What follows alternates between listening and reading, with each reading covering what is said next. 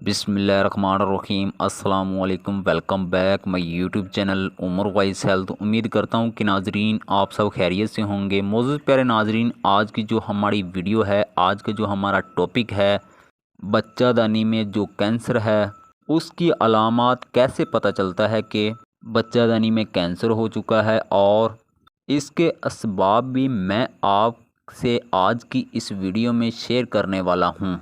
तो नाज़रीन, वीडियो को पूरी वॉच करें, कहीं से भी वीडियो को स्किप मत करें। तो चलते हैं सीधा वीडियो की जानब। लेकिन उससे पहले अगर आप मेरे YouTube channel Umar Wise Health पे न्यू हैं तो प्लीज़ मेरे चैनल को सब्सक्राइब कर दें और साथ में खड़ी बेल को भी प्रेस कर दें, ताकि मेरे चैनल पर इस तरह की मज़ीद अच्छी वीडियो अपलोड होने का नोटिफिकेशन आपको सबसे पहले और बाआसानी मिल जाए। तो प्यारे नाज़रीन, वक्त को ना ज़ाया करते हुए सीधा आते हैं अपने टॉपिक की तरफ, बच्चादानी की कैंसर की अलामात और असबाब की तरफ।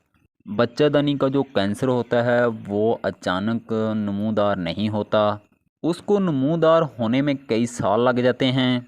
इसकी अलामत क्या हैं? नंबर 1, माहवारी के अलावा आम दिनों में खून का आना। नंबर 2, माहवारी के अलावा रतूबत का आना, लेसदार पानी का आना, बदबूदार पानी का आना। इस बात की अलामत है, इस बात की गारंटी दे रहा है कि बच्चादानी में जो कैंसर है वो हो चुका है, कि ये उसकी अलामत मैं आपको बता रहा हूँ।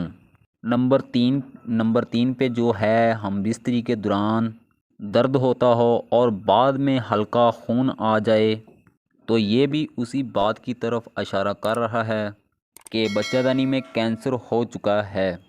तो प्यारे नाज़रीन, इसके बाद मैं आपको अब इसके असबाब बताता हूँ कि किस वजह से ये औरत में मुंतकिल होता है।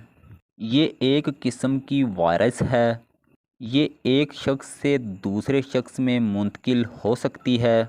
तो नाज़रीन, इस इन्फेक्शन को, ये जो इन्फेक्शन होता है, ये जिनसी तल्लुक़ की वजह से इन्फेक्शन होता है। ये मर्द से औरत में मुंतकिल हो जाता है। तो प्यारे नाज़रीन, ये थी हमारी आज की वीडियो। उम्मीद करता हूँ आपको बहुत पसंद आएगी। मिलते हैं इस तरह की मज़ीद किसी और अच्छी वीडियो के साथ। तब तक के लिए अल्लाह हाफिज़। वीडियो वॉच करने के लिए बहुत शुक्रिया।